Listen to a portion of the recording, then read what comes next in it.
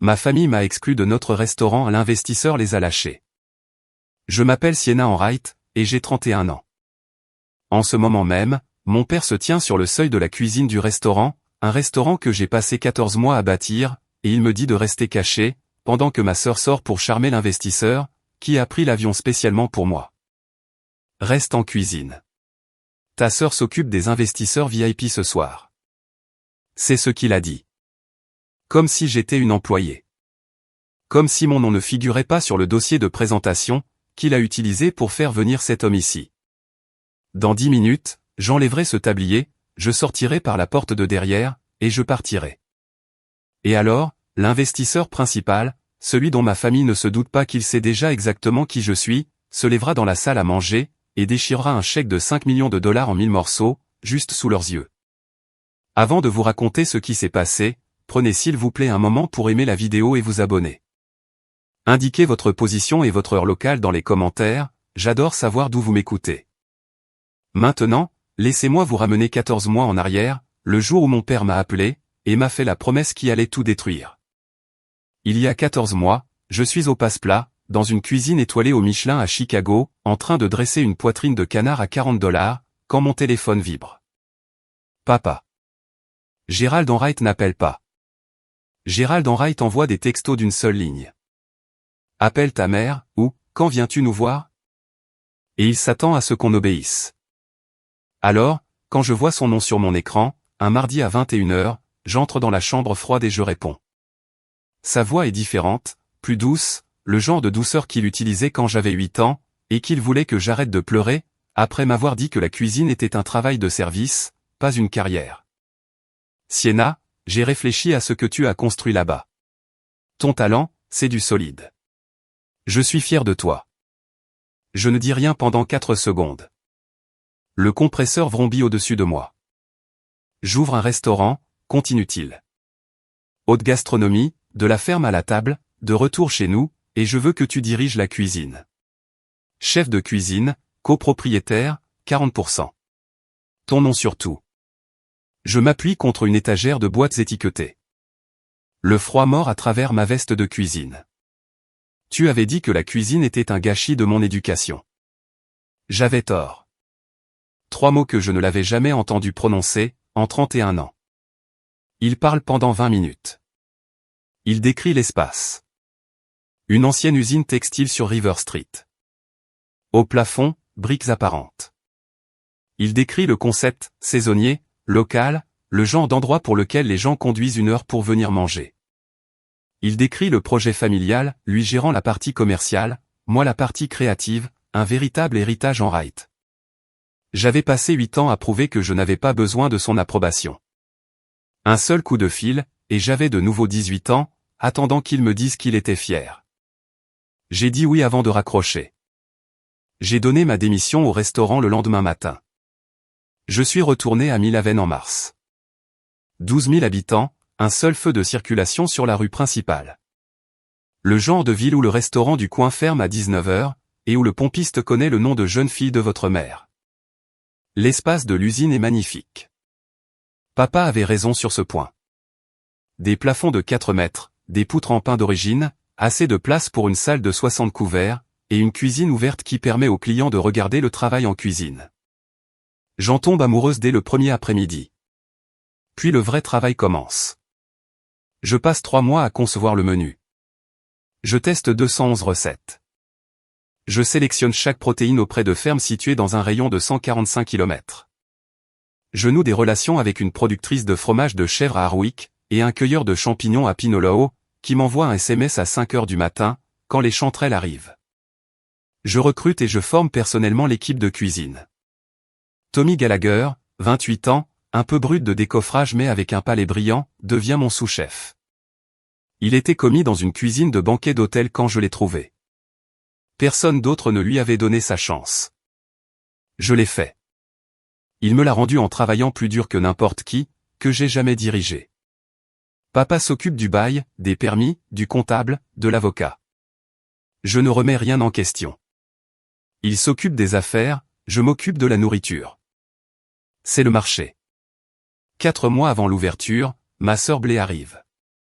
Elle a 27 ans, vient de terminer un diplôme en marketing qu'elle a mis 5 ans à obtenir, et elle entre avec un appareil photo, en annonçant qu'elle est la directrice de la marque.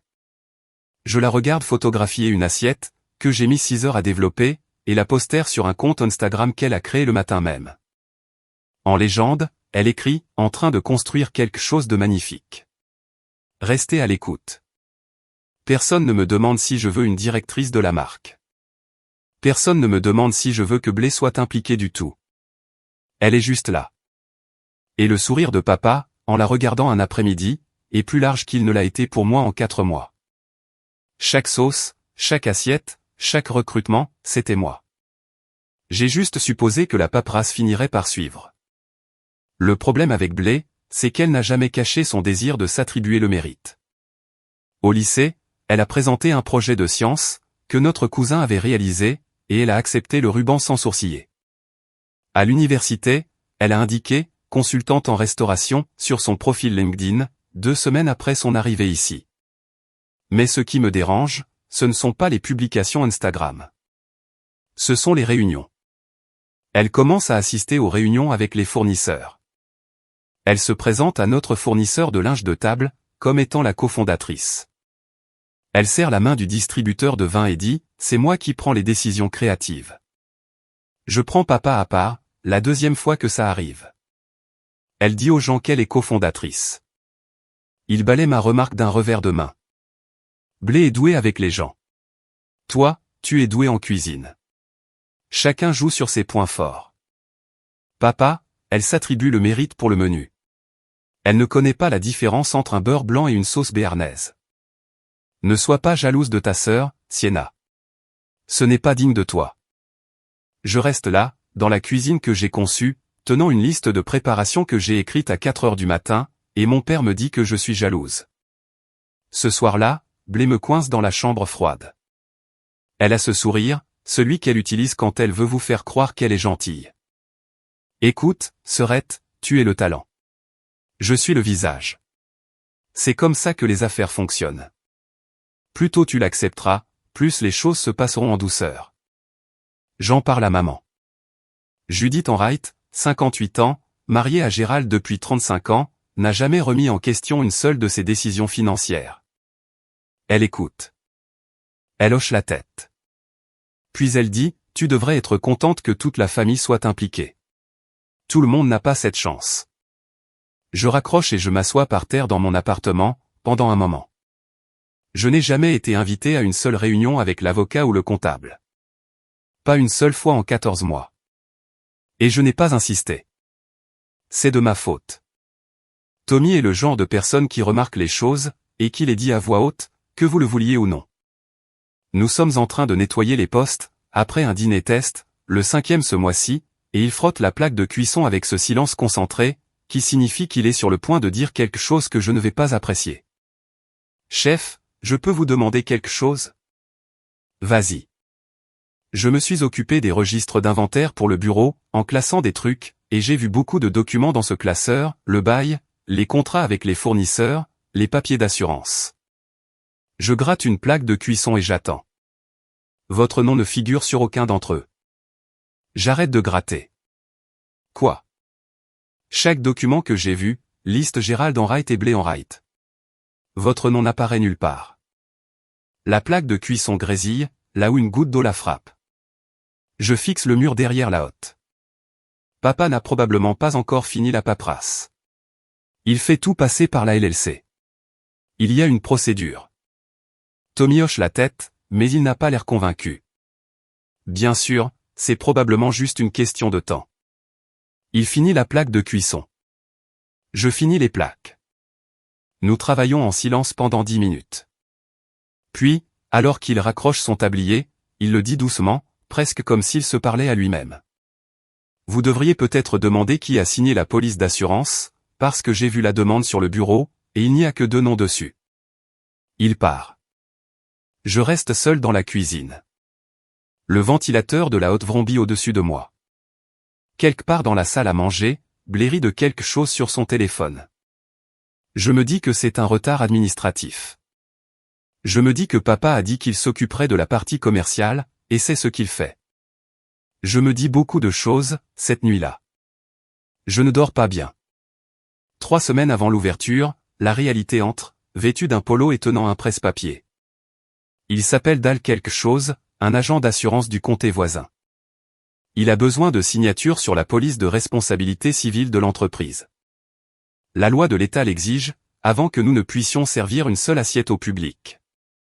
J'ai juste besoin que tous les propriétaires listés signent ici, et ici. Il étale les formulaires sur le pupitre d'accueil et clique sur son stylo. Je prends la première page.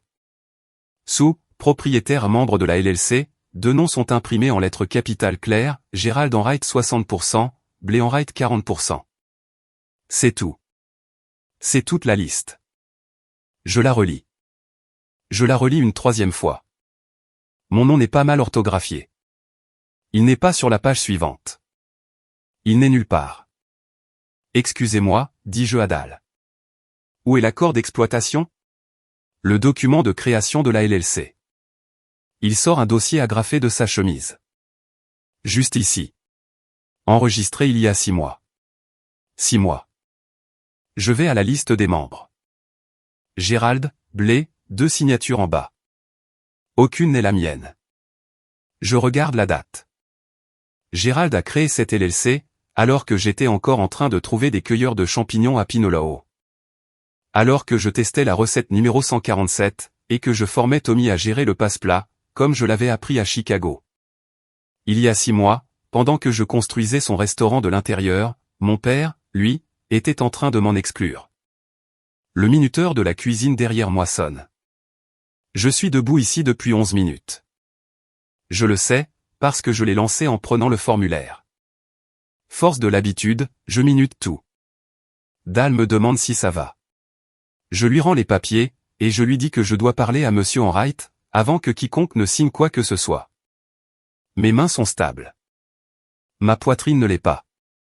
Je le trouve dans le bureau, le débarras reconverti derrière le bar, où il garde le classeur, un bureau pliant, et une photo encadrée de lui, serrant la main d'un quelconque commissaire du comté. Je pose le contrat de la LLC sur son bureau. Il le regarde, comme si j'avais placé un animal mort devant lui. Où as-tu eu ça?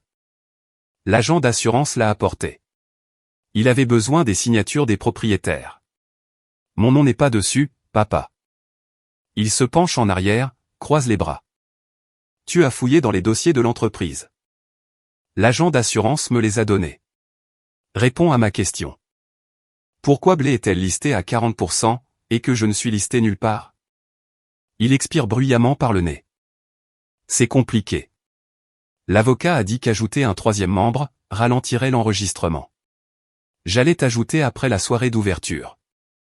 Tu as enregistré ça il y a 6 mois. Ces choses prennent du temps, Sienna. Tu as eu 6 mois de temps. Sa mâchoire se crispe.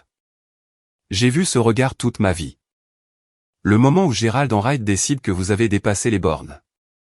Blé s'occupe de la partie commerciale. Tu t'occupes de la cuisine. Tu n'as pas besoin que ton nom soit sur un papier pour avoir de la valeur. Tu as besoin de cuisiner. Je tiens le contrat de la LLC entre nous. Tu as utilisé mon nom pour faire venir Marcus Aldridge ici, mon CV, mes résultats en compétition, ma réputation, et tu me dis que je n'ai pas besoin de papier? Baisse la voix. Réponds à ma question. Il se lève. Je t'ajouterai après l'ouverture. Tu as ma parole. Ta parole a mis Blé à 40% il y a 6 mois, et m'a laissé à 0. Il passe devant moi en direction de la porte, s'arrête sans se retourner. Et tu ne mentionneras rien de tout ça à l'investisseur. Tu gâcherais tout. Il part. La porte ne se ferme pas complètement. J'entends Blé rire dans la salle à manger. Ce soir-là, je m'assois dans mon appartement avec un bloc-notes, et je fais quelque chose que j'aurais dû faire il y a 14 mois. Je fais une liste. Si je reste et ne dis rien, je travaille comme une employée non déclarée, dans un restaurant que j'ai conçu. Mon nom sur rien, mes parts à 0, ma réputation liée à une entreprise que mon père et ma sœur contrôlent. S'ils vendent, je n'obtiens rien. S'ils échouent, je suis associé à l'échec.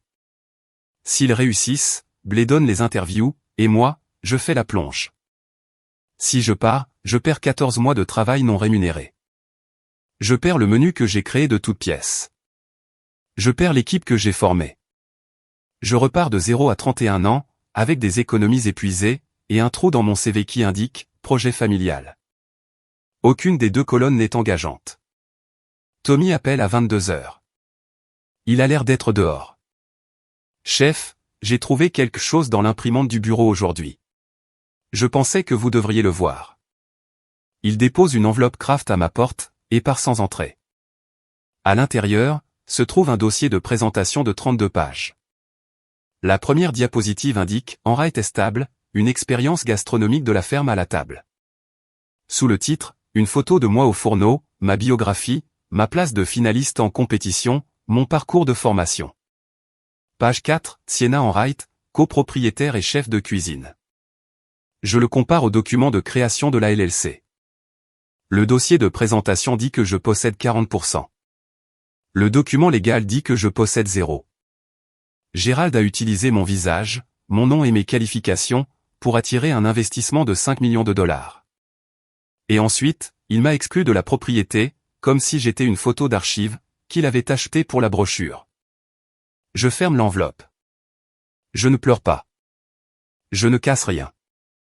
Je reste juste assise là, tenant un document qui prouve que mon père a vendu à quelqu'un, une version de ce restaurant qui n'existe pas. Et c'est là que j'étais, debout dans mon appartement à 23 heures, tenant un dossier de présentation avec mon visage dessus, et un contrat sans mon nom. Si vous avez déjà tout donné à quelque chose, pour ensuite réaliser que les personnes les plus proches de vous, étaient celles qui vous prenaient tout, vous connaissez ce sentiment. Appuyez sur ce bouton d'abonnement pour ne pas manquer la suite. Parce que ce que mon père a fait le soir de l'ouverture, c'était la véritable trahison. Je surprends Blé le lendemain matin.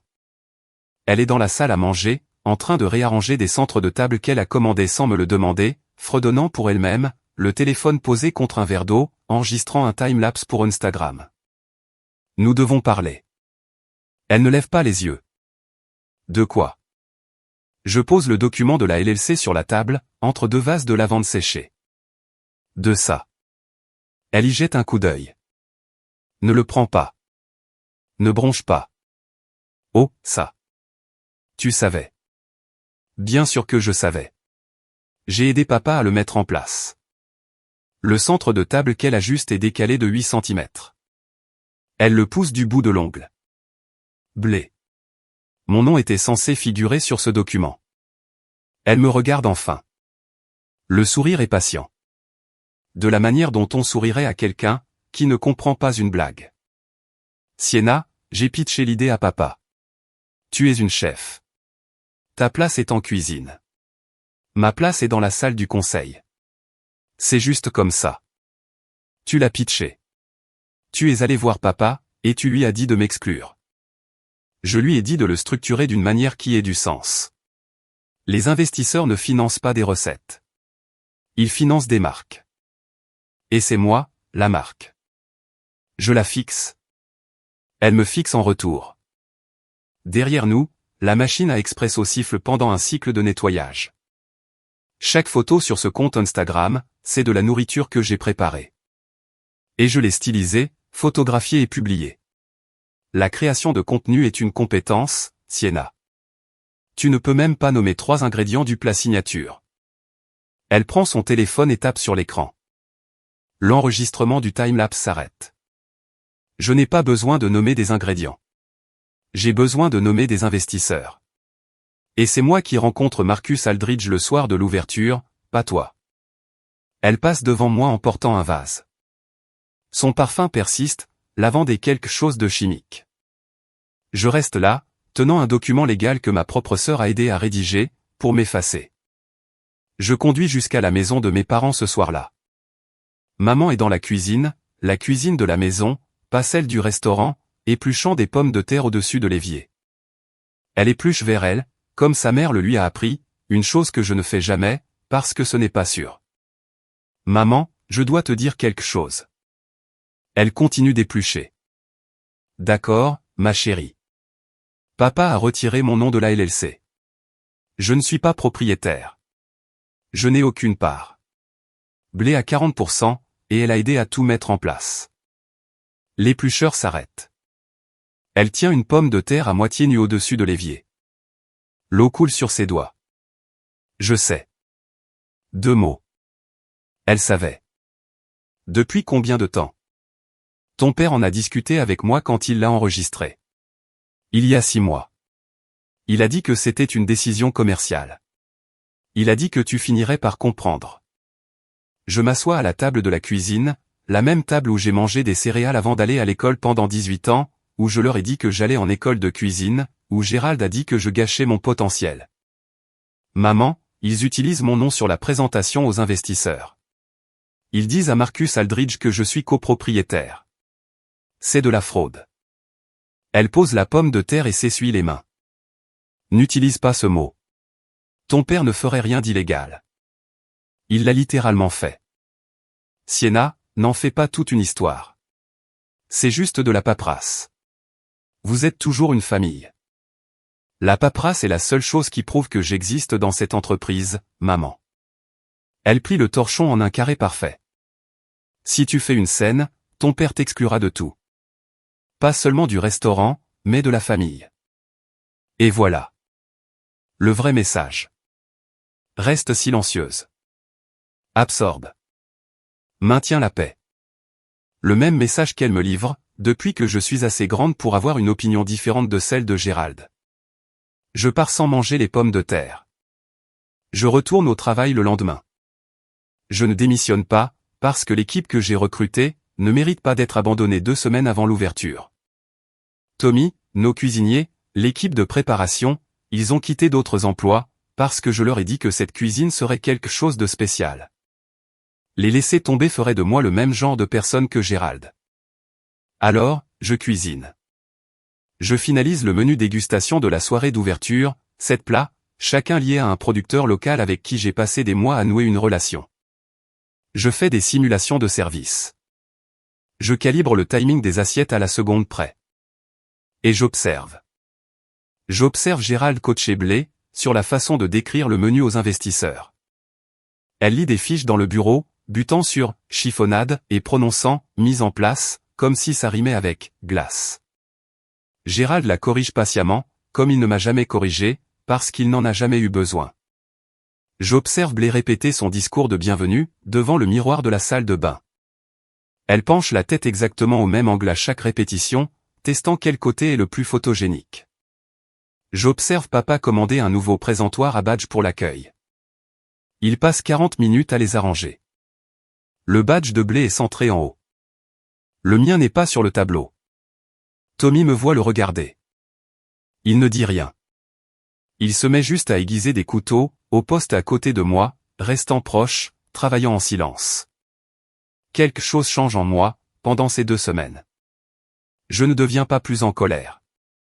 Je deviens plus lucide. Le brouillard du « papa va arranger ça » et du « c'est toujours un projet familial » se dissipe. Et en dessous, il y a juste le fait, ils ont construit un restaurant sur mon dos, et ont mis le nom de quelqu'un d'autre sur la façade. Je ne dis à personne ce que je pense. Je ne suis même pas sûr de le savoir encore. 3 jours avant l'ouverture, Gérald organise un dîner de répétition. 30 personnes, des propriétaires d'entreprises locales, quelques membres du conseil municipal, des amis de la famille, et le petit personnel que nous avons rassemblé. C'est censé être une répétition générale pour la grande ouverture. Je cuisine un menu dégustation de 5 plats, qui me prend 14 heures à préparer. Gérald se tient au bout de la longue table, un verre de vin à la main. La salle se tait. Je veux remercier tout le monde d'être ici ce soir. Ce restaurant est un de mes rêves depuis des années, et je suis ravi de le voir enfin prendre vie. Il fait une pause, sourit. Je n'aurais pas pu le faire sans ma fille, Blé, copropriétaire et la vision créative, derrière tout ce que vous allez goûter ce soir. La salle applaudit. Blé se lève et fait un petit signe de la main. Étudier, modeste, exactement ce qu'il faut. Gérald ne prononce pas mon nom. 30 personnes mangent 7 heures de mon travail de préparation, et écoutent mon père attribuer à ma sœur, la vision créative. Le fromage de chèvre vient d'une femme à qui je rends visite, tous les jeudis à 6 heures du matin. Les champignons viennent d'un homme qui conduit 40 minutes, pour me retrouver à la porte de derrière. Le canard vient d'une ferme où le propriétaire connaît ma poignée de main. Aucun d'entre eux n'entendra mon nom ce soir. Blé se lève pour son toast. Merci à tous de soutenir ma vision. Ce restaurant a pour but de rassembler les gens, et je suis honoré de mener cette mission. Elle dit « Ma » 3 fois. Les applaudissements sont chaleureux.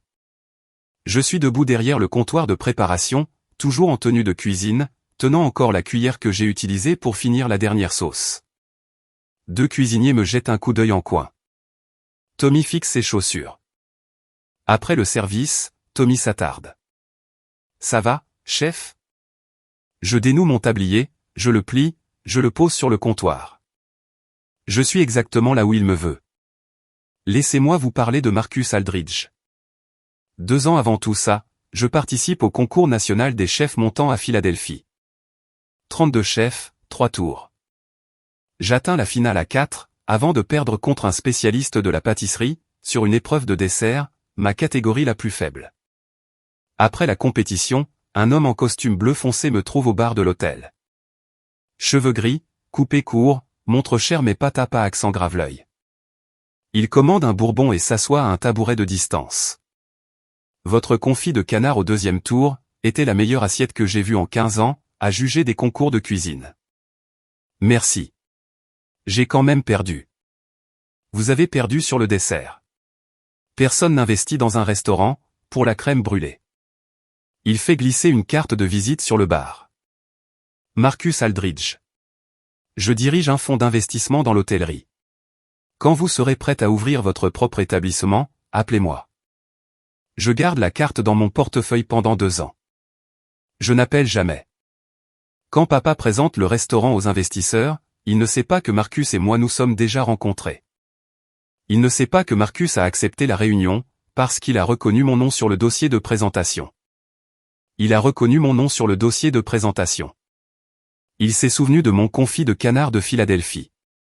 Cette assiette, et seulement cette assiette, est la raison pour laquelle il a pris l'avion. Gérald pense qu'il a pêché un gros poisson. La vérité est plus simple, et plus dévastatrice. Marcus Aldridge a parcouru près de 2000 km, jusqu'à une petite ville au milieu de nulle part, à cause de la chef que Gérald est sur le point de cacher en cuisine. Je ne sais rien de tout ça encore, debout pendant le nettoyage du dîner de répétition.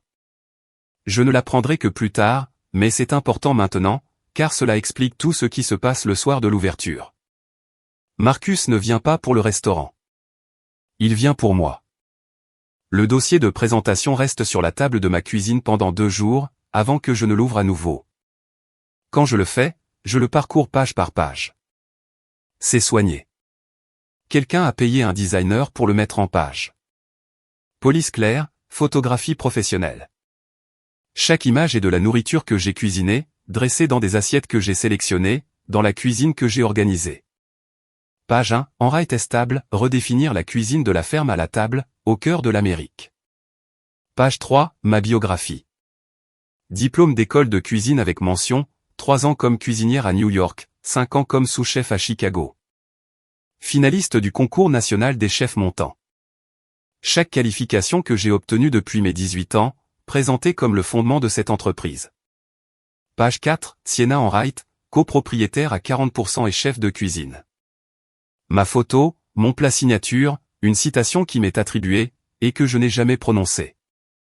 Je suis rentré à la maison pour construire quelque chose de durable, pour ma famille et ma communauté. Page 12, des projections financières, basées sur l'hypothèse que moi, et spécifiquement ma réputation, attirerait une couverture médiatique et un tourisme gastronomique régional. Gérald a utilisé chaque parcelle de moi, mon visage, mon nom, mon travail, mon avenir. Il l'a emballé dans un document brillant de 32 pages, l'a envoyé à un homme qui signe des chèques de 5 millions de dollars, et a dit à cet homme que j'étais sa partenaire. Puis, il a retiré mon nom du seul document qui compte vraiment. Je n'ai besoin de piéger personne. Je n'ai besoin d'enregistrer une conversation, d'engager un avocat, ou d'organiser une confrontation. Le dossier de présentation et le document de la LLC racontent 2 histoires différentes. L'une d'elles est un mensonge. Et la personne qui se souciera le plus de ce mensonge, est l'homme qui est sur le point de signer un chèque, basé sur celui-ci. Je ferme le dossier de présentation. Je le remets dans l'enveloppe. Je ne prends pas encore de décision, mais je connais les faits maintenant, et les faits suffisent. La veille de l'ouverture, je suis seul dans la cuisine à minuit. Chaque poste est prêt. Les protéines sont portionnées et étiquetées. Les sauces sont réduites et en train de refroidir. Les produits sont triés par plat, dans des bacs de couleurs. La chambre froide est un monument d'organisation. 14 mois de planification, réduits à des rangées soignées de boîtes, chacune marquée de mon écriture. Je passe ma main le long du comptoir en acier inoxydable. J'ai installé ce comptoir. J'ai choisi cette disposition. Le passe-plat ici, le poste des sautés là, le poste froid près de la fenêtre, pour que l'équipe du garde-manger ait de la lumière naturelle le matin. Chaque décision dans cette pièce est la mienne. Je sors dans la salle à manger sombre. Les tables sont dressées pour demain. Nappe blanche, verre poli, petit vase en céramique avec des fleurs sauvages que Blé a acheté chez un fleuriste cet après-midi. Les menus sont imprimés sur du papier cartonné crème, en rail testable, en lettres embossées. Pas de nom de chef sur le menu, juste le nom du restaurant et les descriptions des plats que j'ai écrites. Près de la porte d'entrée, le présentoir à badge capte la lueur rouge du panneau de sortie. Le nom de Blé en haut, celui de papa en dessous. Le mien est classé sous « Personnel de cuisine », troisième en partant du bas, entre Tommy Gallagher et un cuisinier nommé Ray. Je retourne en cuisine. Mon tablier est suspendu au crochet, près de la porte de derrière. Celui que j'ai ramené de Chicago. Mon nom brodé sur la poitrine, en petites lettres bleu marine. Je le décroche. Je le tiens. Je n'ai pas décidé ce que je ferai demain. Si papa me présente à Marcus, s'il me donne une place à table, même une petite, je resterai. Je me battrai pour la paperasse plus tard. Je le croirai une fois de plus. Mais s'il ne le fait pas, je plie le tablier et je le mets dans mon sac, au cas où. Je ferme la porte de derrière à clé, et je rentre chez moi. Soirée d'ouverture, 18h30. Octobre. Le parking se remplit rapidement. Des SUV noirs, une berline aux vitres teintées. Quelques pics UPS de la clientèle locale, qui a reçu des invitations parce que Gérald voulait remplir les sièges. 80 invités au total. La salle à manger est pleine. J'arrive par la porte de derrière, portant ma mallette à couteau. La cuisine est déjà en effervescence. Tommy fait passer les cuisiniers en revue à leur poste. Il me fait un signe de tête quand j'entre. Je lui réponds d'un signe de tête. Nous avons fait cette danse une centaine de fois. À travers le passe-plat, je peux voir la salle à manger. Les nappes blanches brillent sous les suspensions lumineuses. Un trio de jazz joue quelque chose de doux dans un coin. Le vin est servi par des serveurs en gilet noir. Gérald est à l'entrée principale, serrant des mains, donnant des tapes dans le dos, faisant ce qu'il fait de mieux, se donner en spectacle. Blé porte une robe rouge, pas appropriée pour un restaurant, mais appropriée pour les caméras. Elle flotte entre les tables avec une flûte de champagne, touchant des épaules, se penchant, riant. Elle a l'air d'être la propriétaire, parce que sur le papier, elle l'est. J'aperçois Marcus Aldridge à la table centrale, costume bleu marine, pas de cravate. Il étudie le menu avec la concentration silencieuse de quelqu'un, qui comprend vraiment ce que les mots signifient. À côté de son assiette à pain, il y a une enveloppe de couleur crème, épaisse, le genre qui contient un chèque. Une hôtesse passe devant la cuisine, et je lui attrape doucement le bras. Y a-t-il un badge à mon nom sur le tableau à l'entrée? Elle cligne des yeux. Je crois que vous êtes listé sous personnel de cuisine, chef. Personnel de cuisine.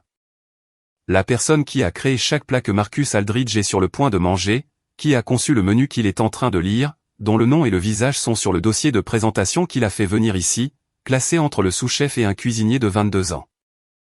Je noue mon tablier. Je commence à dresser les amuse-bouches, et j'attends.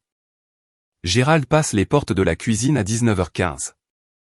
Il a cette démarche, le torse en avant, le menton levé, la démarche d'un homme qui vient de serrer la main d'un multimillionnaire, et qui sent déjà l'argent sur son compte. Il me prend à part, près de la plonge, loin de la ligne de cuisine. Tout a l'air super ici. Beau travail. Maintenant, écoute. Reste en cuisine ce soir. Ta sœur s'occupe de Marcus. Ne sors pas dans la salle à manger. Marcus est venu pour moi, papa. Il est venu pour le business plan. Son fonds investit dans des concepts dirigés par des chefs. Il connaît mon travail. Il a jugé ma compétition. Le visage de Gérald se crispe. Blé s'en chargera. Elle est préparée. Elle connaît le menu. Elle a mal prononcé les mises en place hier. Sienna. Sa voix baisse à ce registre. Celui qui semble calme, mais qui signifie « ne me teste pas ». Tu cuisines, elle parle. C'est l'arrangement. On ne va pas le changer 20 minutes avant le premier plat. Il redresse sa cravate. Me regarde comme il l'a toujours fait.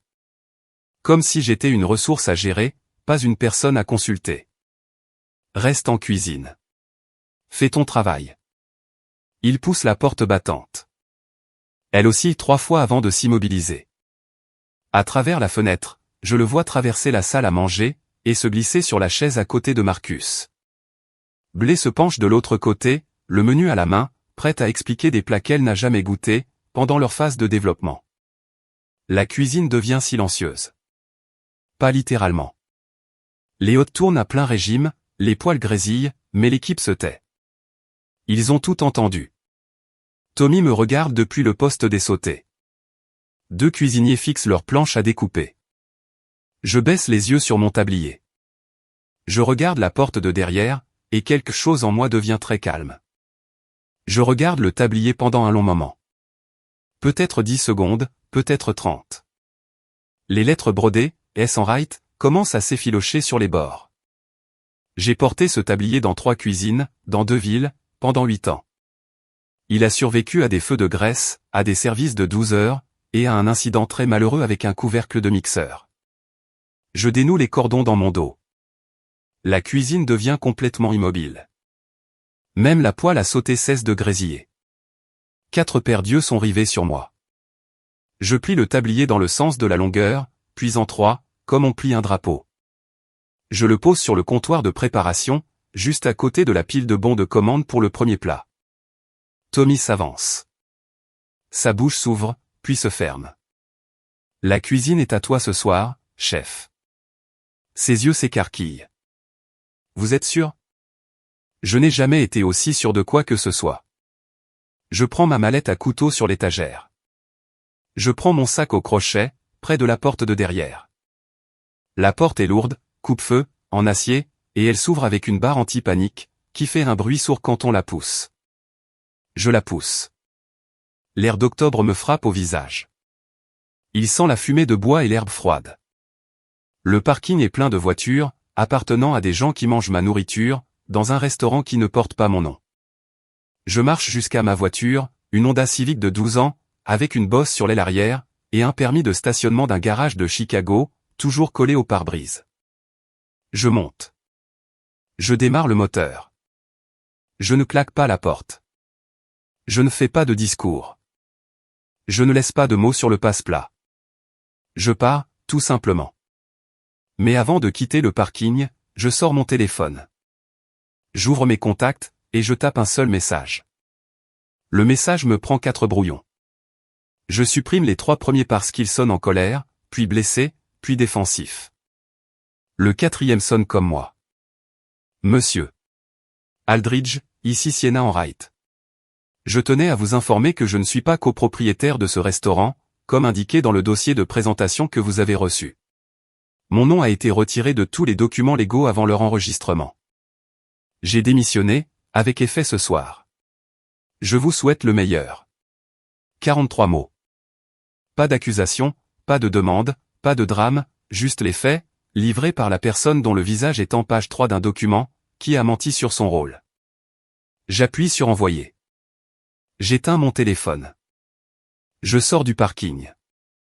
Je conduis jusqu'à la station-service sur la route 9, celle avec les néons qui donnent à tout un air vaguement médical.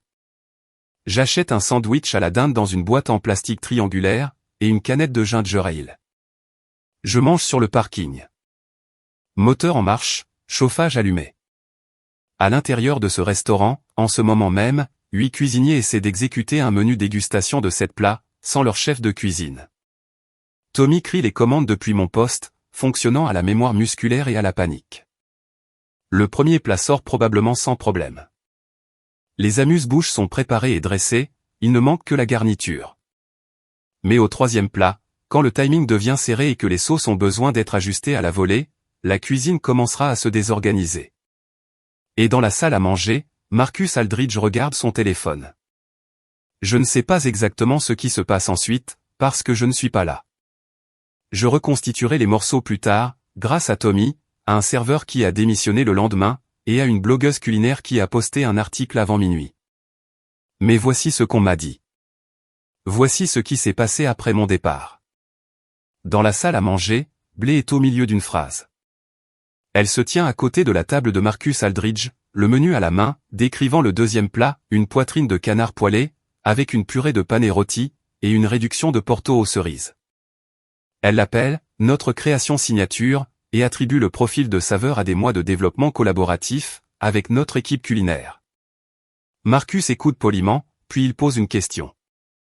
Le canard, est-ce un rond ou un mulard? Blé cligne des yeux. C'est local. Local, de quelle ferme? Et la réduction?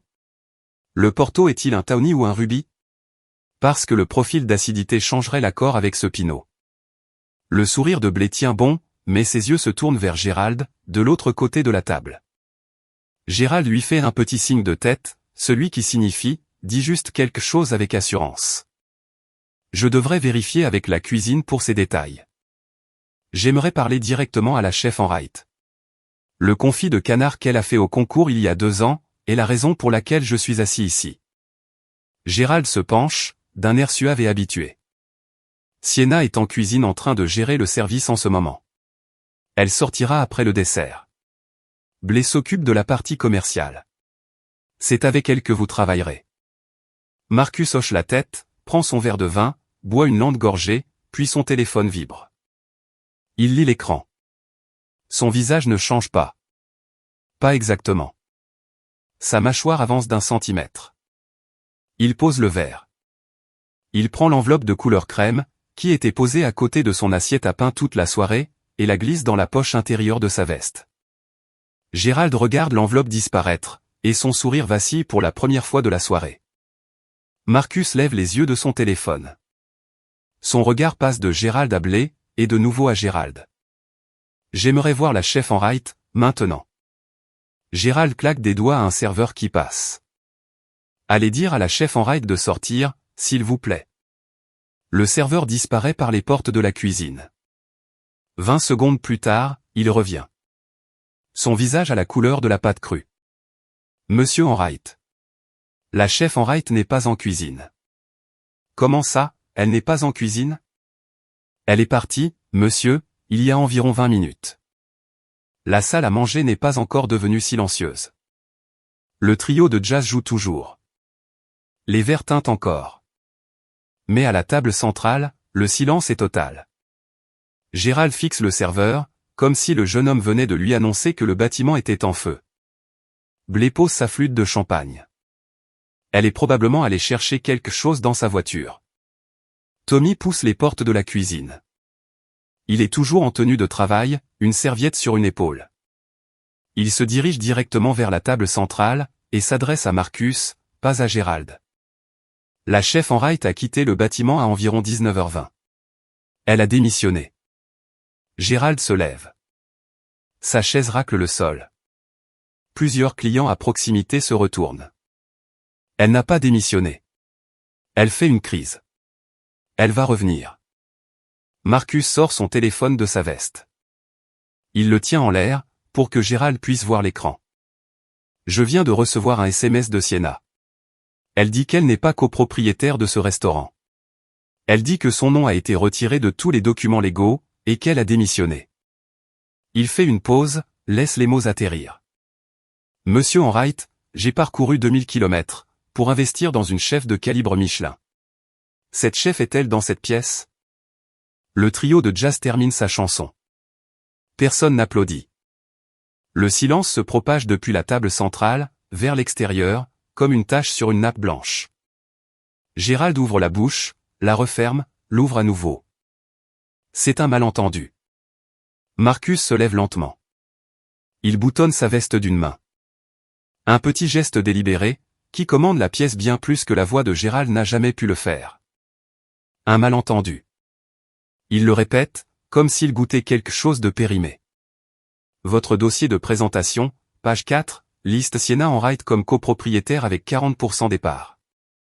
Votre document de création de LLC, la liste avec 0%.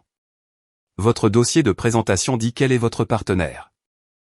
Ce soir, vous lui avez dit de rester en cuisine, pendant que votre autre fille, qui ne peut pas identifier la race du canard au menu, me présente l'entreprise.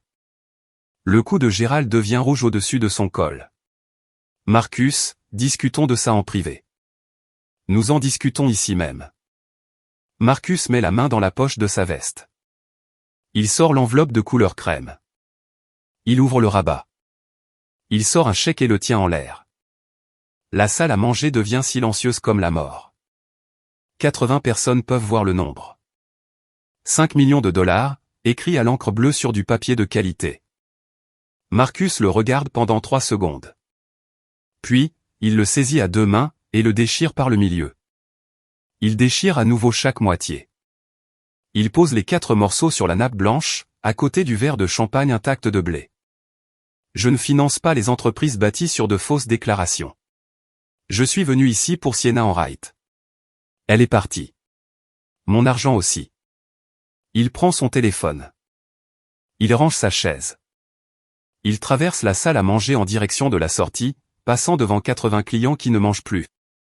Une blogueuse culinaire à la table 9, est déjà en train de taper sur son téléphone. Le membre du conseil municipal à la table 3, a sa serviette pressée contre sa bouche. Le partenaire de golf de Gérald, près de la fenêtre, fixe le chèque déchiré, comme s'il s'agissait d'un accident de voiture. Blé n'a pas bougé. Sa flûte de champagne est toujours levée à mi-chemin. Sa bouche est ouverte. Aucun son n'en sort. Marcus pousse la porte d'entrée. Elle se referme derrière lui avec un clic doux. Pendant 10 secondes, personne dans cette salle à manger ne bouge. Puis tout se passe en même temps. Gérald attrape les morceaux déchirés du chèque, et essaie de les assembler comme un enfant avec un puzzle, comme s'il pouvait faire réapparaître 5 millions de dollars par la seule force de sa volonté, avec des mains tremblantes.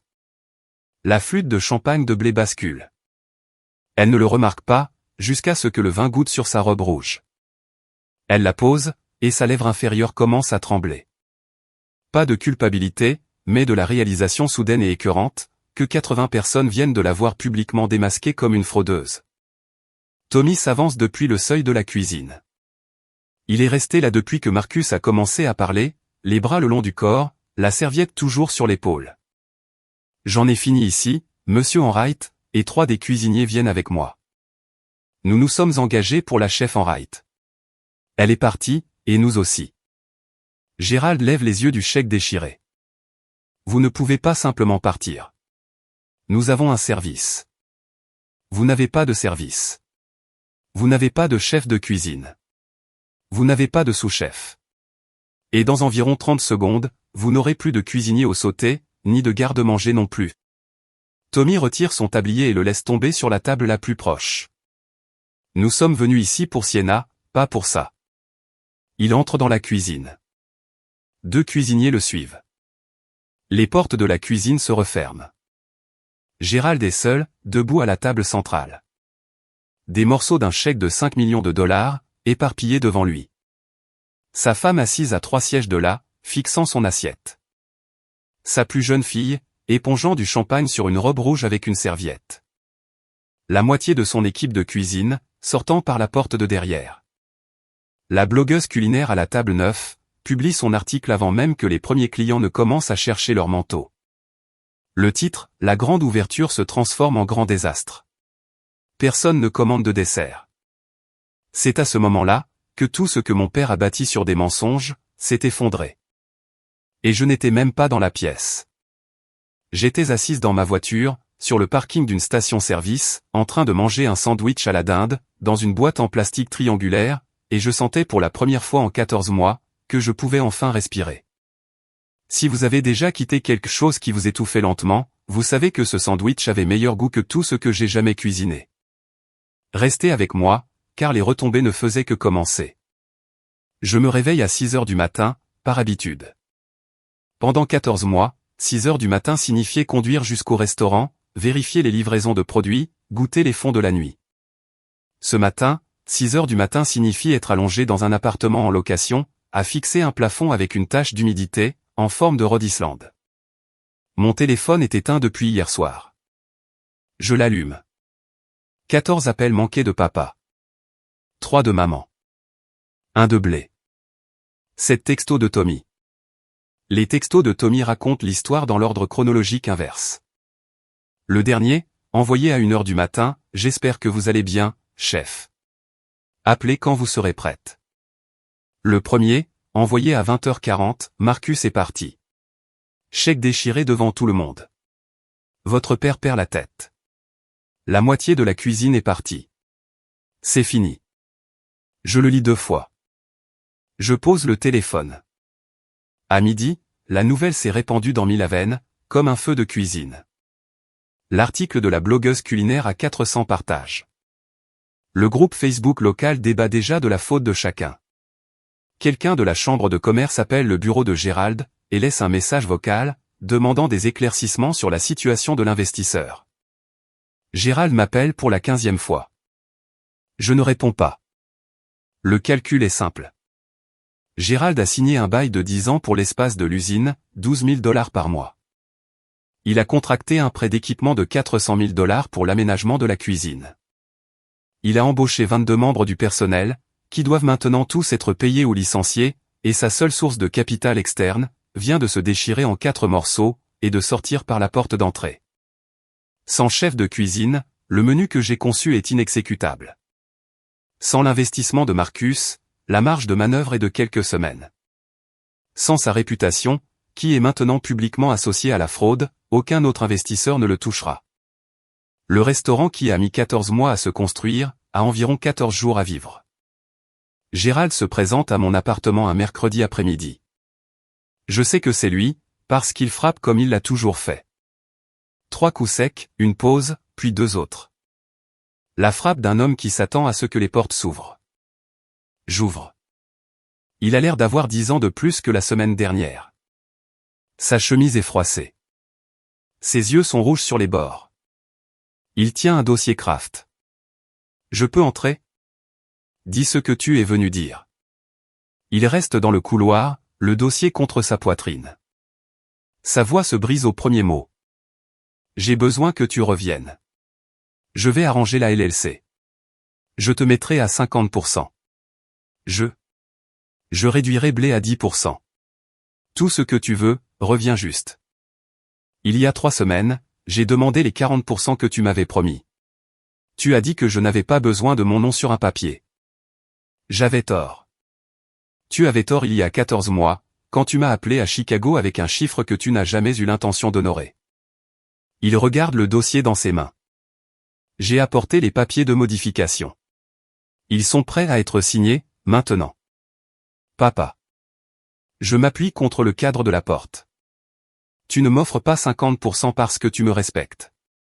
Tu me les offres parce que ton restaurant ne peut pas survivre sans moi, et tu le sais. Son menton s'abaisse. Le dossier descend. Tu n'as pas perdu une employée. Tu as perdu la seule raison pour laquelle quelqu'un investissait. J'essayais de protéger la famille. Tu essayais de protéger ton contrôle sur le restaurant, sur Blé, sur moi. Et quand j'ai arrêté de te laisser me contrôler, tout s'est effondré. Il reste là pendant un long moment. La lumière du couloir bourdonne. La télévision d'un voisin joue à travers le mur. S'il te plaît, Sienna. Je ferme doucement la porte. De la manière dont on ferme quelque chose, qu'on n'a pas l'intention de rouvrir. Tommy appelle ce soir-là. Chef, vous avez 1 minute ? Je n'ai que des minutes en ce moment, Tommy. Il rit. Court, fatigué. 4 d'entre nous sont partis ce soir-là. Moi, Ray, Daniel du garde-manger, et Marco de la pâtisserie. Les 3 autres sont toujours techniquement employés, mais Gérald n'a payé personne depuis la soirée d'ouverture. Je pense qu'il espère que les gens arrêteront simplement de venir, pour ne pas avoir à les licencier. Ça lui ressemble. Écoutez, j'appelle parce que nous 4, nous avons discuté. Nous sommes partis à cause de vous. Vous nous avez embauchés. Vous nous avez formés. Vous êtes la raison pour laquelle chacun d'entre nous est meilleur à ce travail, qu'il ne l'était il y a un an. Je m'assois sur mon canapé et je regarde le plafond. Rhode Island me regarde en retour. J'apprécie ça, Tommy. Plus que tu ne le penses. Alors, voici ma question. Avez-vous un plan? Parce que si vous ouvrez quelque chose, n'importe quoi, je suis partant. Daniel et Marco ont dit la même chose. J'y pense. Il y a une semaine, j'avais une cuisine, une équipe, un menu, et aucune propriété. Aujourd'hui, je n'ai pas de cuisine, pas de menu, pas de revenus, et une équipe de 4 personnes, prête à me suivre dans ce qui viendra ensuite. Je n'ai pas encore de plan. Mais je sais une chose. Qu'est-ce que c'est? La prochaine fois, mon nom figurera sur chaque document. La LLC, le bail, l'assurance, le menu, l'enseigne sur la porte d'entrée. Quand vous serez prête, appelez-moi. Tommy. Oui, chef. Merci de m'avoir parlé du formulaire d'assurance, du dossier de présentation, et d'être parti. Vous m'avez donné ma première vraie chance dans une cuisine. Je n'allais pas regarder quelqu'un d'autre s'attribuer le mérite de la vôtre. Il raccroche. Je reste dans le silence un moment. Puis je sors un bloc-notes du tiroir de la cuisine, et je commence à écrire. Le restaurant de Gérald reste ouvert 3 jours après le désastre de la grande ouverture. Il engage un chef de remplacement, un cuisinier d'une chaîne de steakhouse, 2 villes plus loin, la seule personne prête à prendre le poste à la dernière minute. Les critiques commencent à apparaître en moins d'une semaine. J'ai commandé la poitrine de canard. Elle est arrivée trop cuite et baignant dans une sauce, qui avait le goût de sirop pour la toux.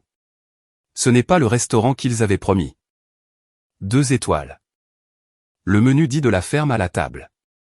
La purée de panais avait le goût de conserve. Où est la chef de la présentation? 1 étoile.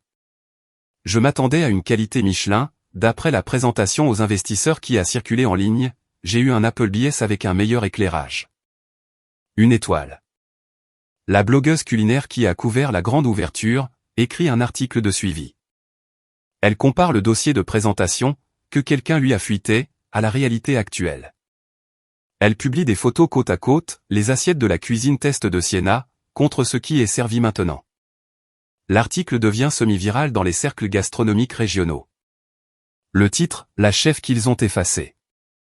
À la 3e semaine, Gérald ne peut pas remplir plus de 12 couverts un samedi soir. Les serveurs commencent à démissionner, parce que les pourboires ne couvrent pas l'essence. Le cueilleur de champignons de Pinolo arrête les livraisons, parce que 2 factures sont restées impayées. Gérald manque le loyer du 3e mois. Le propriétaire envoie un avis formel. La société de prêt d'équipement appelle, au sujet d'un paiement manqué sur les $400 000 de l'aménagement de la cuisine.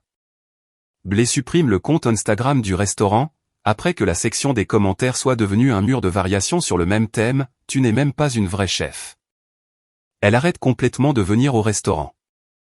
Elle arrête de répondre aux appels de Gérald. 6 semaines après la soirée d'ouverture, Gérald ferme à clé la porte d'entrée d'Enright Estable, pour la dernière fois. La bannière de la grande ouverture est toujours suspendue au-dessus de l'entrée. Personne ne la retire. Blé m'envoie un SMS un mardi soir, 8 semaines après mon départ. Le premier message arrive à 23h14. Assez tard pour suggérer qu'elle a fixé son téléphone pendant des heures. Assez tôt pour faire semblant que c'est décontracté. C'est de ta faute. Tu aurais pu simplement rester, et tout irait bien pour nous tous. Je le lis en étant assise à la table de ma cuisine, mangeant des restes de pâtes d'une casserole que j'ai cuisinée, sur une plaque à 2 feux, dans un appartement qui coûte $600 par mois.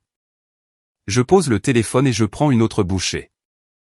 Le deuxième message arrive 4 minutes plus tard. Maman pleure tous les jours. Papa ne peut pas dormir. Il vend la maison. Es-tu contente maintenant? Je mâche. J'y pense. Je pense au document de la LLC, daté de 6 mois avant que je ne le trouve. Je pense à Blé, debout dans la salle à manger, disant « ma vision ». Je pense à Gérald me disant de rester en cuisine. Je pense au tableau des badges, avec mon nom classé sous « personnel de cuisine ». Je prends le téléphone et je tape un message. Je le relis 3 fois avant de l'envoyer. Ce n'est pas moi qui ai déchiré ce chèque. Ce n'est pas moi qui ai écrit ce dossier de présentation. Ce n'est pas moi qui ai retiré mon nom de la LLC. C'est vous et papa qui avez fait tout ça. Moi, j'ai juste dit la vérité. J'appuie sur envoyer. Je finis mes pâtes. Je lave la casserole. Blé ne répond pas. Ni cette nuit-là. Ni le lendemain. Jamais. La conversation reste dans mon téléphone, comme un livre fermé. Ces accusations d'un côté, 3 phrases de fait de l'autre. Je ne la supprime pas. Un jour, si jamais elle me demande pourquoi je suis parti, je veux pouvoir remonter et lui montrer. J'ai déjà répondu à cette question une fois, clairement. Et puis je suis retourné dîner. Je n'ai rien détruit. J'ai juste arrêté de tout maintenir ensemble. Maman appelle 2 mois plus tard. C'est un dimanche matin. Je manque de ne pas répondre, parce que les dimanches matins signifiaient autrefois que Gérald voulait que quelque chose soit transmis par Judith, pour éviter de le demander directement, mais quelque chose en moi décroche quand même. Salut, maman. Salut, ma chérie. Sa voix est différente, plus fragile, comme si elle avait retenu sa respiration pendant des semaines, et l'avait enfin laissé sortir. Comment vas-tu? Je gère. Ton père et moi avons emménagé dans un appartement sur Elm Street. C'est petit, 2 chambres. Il ne va pas bien. Je suis désolé de l'entendre. Une longue pause. Je peux l'entendre respirer. Puis, Sienna, je n'ai pas appelé pour te demander de revenir. J'ai appelé pour dire quelque chose que j'aurais dû dire il y a longtemps. J'attends. Je savais. Je savais depuis le début, pour la LLC, pour Blé, pour le dossier de présentation, et je t'ai dit que ce n'était que de la paperasse. Je t'ai dit de ne pas faire de scène. Elle fait une pause. J'avais tort. J'avais tellement peur de la réaction de ton père, que j'ai choisi son confort plutôt que ton avenir. Et je suis désolé. Mes yeux piquent. Je presse fort le téléphone contre mon oreille. Merci d'avoir dit ça, maman. Est-ce que peux-tu me pardonner? Je ne sais pas encore. Je t'aime. Vraiment. Mais j'avais besoin que tu sois à mes côtés, quand ça comptait, pas que tu m'appelles 2 mois plus tard pour t'excuser, à distance de sécurité. Elle pleure doucement. Je la laisse faire. Si tu me veux dans ta vie, maman, j'ai besoin d'une chose. Arrête de me dire de maintenir la paix. Une paix construite sur le fait que j'avale ce qui ne va pas, n'est pas la paix. C'est juste le silence. D'accord. Je suis sérieuse. Je sais que tu le es. Nous parlons encore 10 minutes de choses sans importance. Le temps, une recette qu'elle a vue à la télévision, le chat de sa nouvelle voisine. Des choses normales. C'est un début, un petit, mais c'est réel. Voici ce qui arrive à Gérald Enright, dans les 4 mois qui suivent la fermeture de son restaurant. Le propriétaire le poursuit en justice, pour rupture du bail de 10 ans. L'avocat de Gérald négocie un règlement. Il paie 18 mois de loyer en guise de pénalité, ce qui anéantit la plupart de ses économies restantes. La société de prêt d'équipement saisit l'aménagement de la cuisine, la cuisinière que j'ai sélectionnée, la chambre froide que j'ai organisée, les comptoirs de préparation que j'ai choisis. Ils envoient un camion un mardi après-midi, et vident la cuisine jusqu'au mur nu. Gérald met en vente la maison familiale, celle de Birchland où j'ai grandi, où maman épluchait les pommes de terre vers elle, où je leur ai parlé de l'école de cuisine, et où Gérald a dit que je gâchais ma vie. Elle se vend en 3 semaines, pour moins que le prix demandé, parce que les nouvelles vont vite dans une ville de 12 000 habitants, et personne ne veut acheter une maison à l'homme, dont l'investisseur a déchiré un chèque le soir de l'ouverture. Ils emménagent dans un appartement de 2 chambres sur Elm Street. Judith trouve un travail à temps partiel à la bibliothèque, son premier emploi en 35 ans de mariage. Gérald reste assis dans l'appartement, regarde les chaînes d'information en continu, et ne parle pas beaucoup. Blé retourne en ville. Elle met à jour son profil LinkedIn, supprime, cofondatrice, et le remplace par consultante en marketing freelance. Dans le milieu des affaires locales, son nom est définitivement associé à la phrase « celle qui a prétendu être la chef ». Elle ne rend pas visite à Gérald. La chambre de commerce retire Gérald de son annuaire. Ses partenaires de golf arrêtent de l'inviter au party du samedi matin. Le commissaire du comté, dont la photo est accrochée dans le bureau, ne répond jamais à ses appels. J'entends tout ça indirectement, par Tommy, par maman, par le bouche à oreille de Milaven, qui bourdonne plus fort que n'importe quel hôte de cuisine. Je ne célèbre rien de tout ça. Je ne jubile pas. Je me sens juste fatigué, un peu triste, et prêt à construire quelque chose de nouveau. 3 mois après la soirée d'ouverture, mon téléphone sonne avec un numéro que je ne reconnais pas. Un indicatif régional d'un autre État. Siena, c'est Marcus Aldridge. Je suis dans la cuisine de mon appartement, en train de hacher des oignons sur une planche à découper, qui tient à peine sur le comptoir. Je pose le couteau. Monsieur Aldridge, je ne m'attendais pas à avoir de vos nouvelles. J'ai fait quelques recherches. J'ai parlé à des contacts sur la scène culinaire de Chicago. Votre ancien chef exécutif, au restaurant étoilé, m'a dit que vous étiez la meilleure sous-chef qu'il ait jamais eue. Il a dit que vous perdre était la pire décision de personnel qu'il n'ait pas eu à prendre. C'est généreux de sa part. C'est exact. Il fait une pause. Je l'entends bouger sur une chaise. Je vais être direct. Je veux toujours investir dans un restaurant, mais je n'investis pas dans une entreprise familiale, une marque, ou une LLC que je n'ai pas vérifiée. J'investis dans une chef. J'essuie les larmes d'oignon avec le dos de mon poignet. Je vous écoute. Je financerai l'aménagement et la première année d'exploitation. Vous possédez 60%, avec un contrôle créatif et opérationnel total. Mon implication se limite au capital et au conseil. Je ne touche pas au menu, aux embauches, ou à la gestion quotidienne. Tout sur papier, tout examiné par votre avocat, avant que vous ne signiez une seule page. Mon avocat. Votre avocat. Pas celui de votre père. Pas un ami de la famille. Le vôtre. Je m'appuie contre le comptoir. Les oignons commencent à s'oxyder. Je m'en fiche. J'ai besoin d'une semaine pour y réfléchir. Prenez en deux. Ce n'est pas le genre de décision qu'on prend à la hâte. Monsieur Aldridge. Marcus. Marcus. Quand vous êtes venu à Milaven, vous êtes venu pour moi, pas pour le business plan. Siena, j'ai lu 1 millier de business plans. J'ai goûté un seul confit de canard, auquel je pense encore 2 ans plus tard. C'est pour ça que j'ai pris l'avion. Je reprends le couteau. Je finis les oignons. Et pour la première fois depuis des mois, je souris en cuisinant. 8 mois plus tard, j'ouvre un restaurant. Ce n'est pas à Milaven. C'est à 30 km au sud, dans une ferme rénovée à l'extérieur de Grafton. Une ville encore plus petite, où la rue principale a une librairie, une quincaillerie, et maintenant, un restaurant gastronomique de 40 couverts, avec une cuisine ouverte, et une enseigne peinte à la main au-dessus de la porte. L'enseigne indique « Siena S. » Pas « Enright est stable », pas un nom de famille. Le mien. Tommy est sous-chef. Daniel s'occupe du garde-manger, Marco de la pâtisserie. La même équipe qui a quitté la cuisine de Gérald le soir de l'ouverture, entre maintenant dans la mienne, tous les matins à 7 heures. La LLC est enregistrée à mon nom, 60%. Marcus détient 40%. Chaque document est examiné par une avocate que j'ai engagée, une femme nommée Patricia Reeves de Grafton, qui facture $200 de l'heure, et lit chaque clause à voix haute, avant que je ne signe.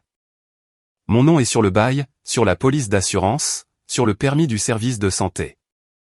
Sur le menu, imprimé en bas en petites lettres italiques, chef Siena Enright. Semaine d'ouverture. Toutes les places sont réservées. Le journal local publie un portrait. La blogueuse culinaire qui a couvert le désastre de Gérald, fait le déplacement et écrit une critique intitulée « Ça vaut le détour ». Elle nous donne 4 étoiles, et écrit une phrase que j'encadre et que j'accroche en cuisine. Voilà ce qui arrive, quand la bonne personne prend enfin les rênes. Marcus assiste à la préouverture. Il s'assoit au comptoir du chef, et commande la poitrine de canard. Quand elle arrive, il prend une bouchée, pose sa fourchette, et me regarde à travers le passe-plat. Il fait un seul signe de tête. C'est tout. Pas de discours, pas de chèque agité. Juste un homme qui a parié sur une chef, et une assiette de nourriture qui prouve qu'il avait raison. Je lui réponds d'un signe de tête. Puis j'annonce la commande suivante. Gérald m'envoie un SMS un jeudi. Simo. J'avais tort. Je suis désolé. Pas d'excuses. Pas de « laisse-moi t'expliquer ». Pas de « j'essayais de protéger la famille ». Juste l'aveu. Brut, tardif, et affiché sur l'écran de mon téléphone, pendant que je prépare le service du dîner. Je le lis. Je ne réponds pas.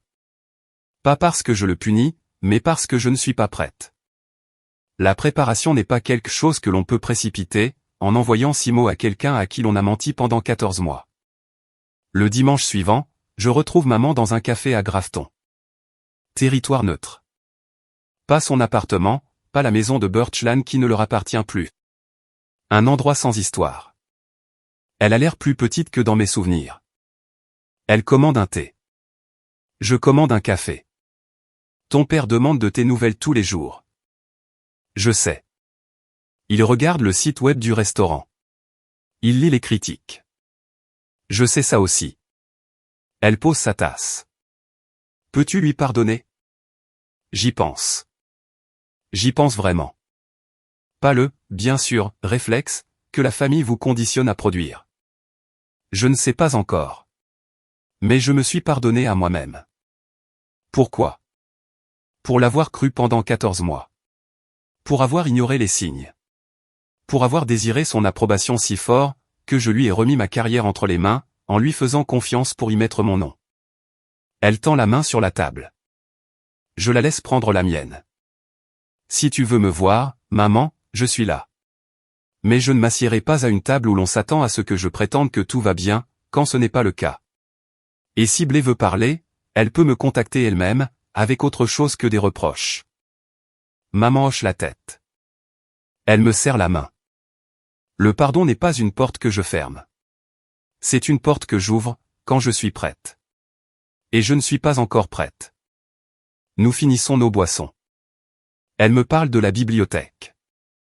Je lui parle de la saison des chanterelles. Ça fait du bien de respirer. 5h45 du matin. La cuisine est sombre, à l'exception de la lumière de la haute au-dessus de la cuisinière.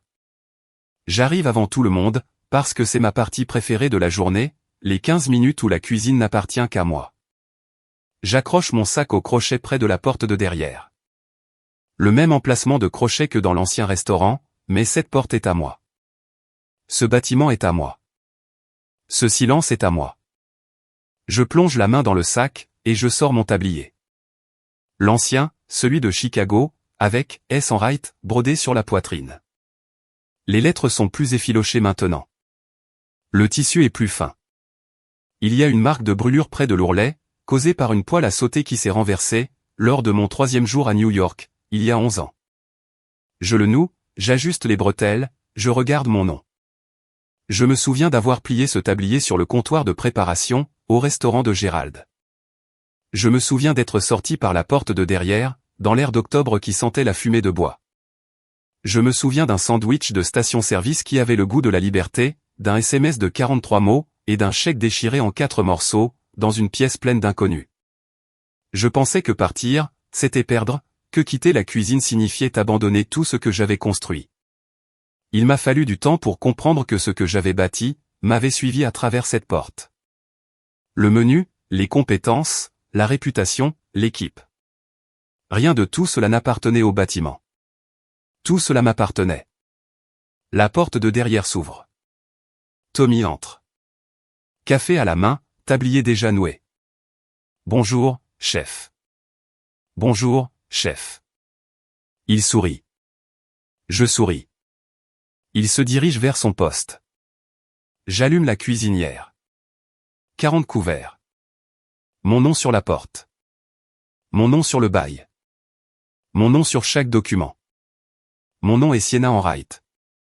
J'ai 31 ans. Et chaque centimètre de cet endroit, c'est moi qui l'ai construit. Je le possède.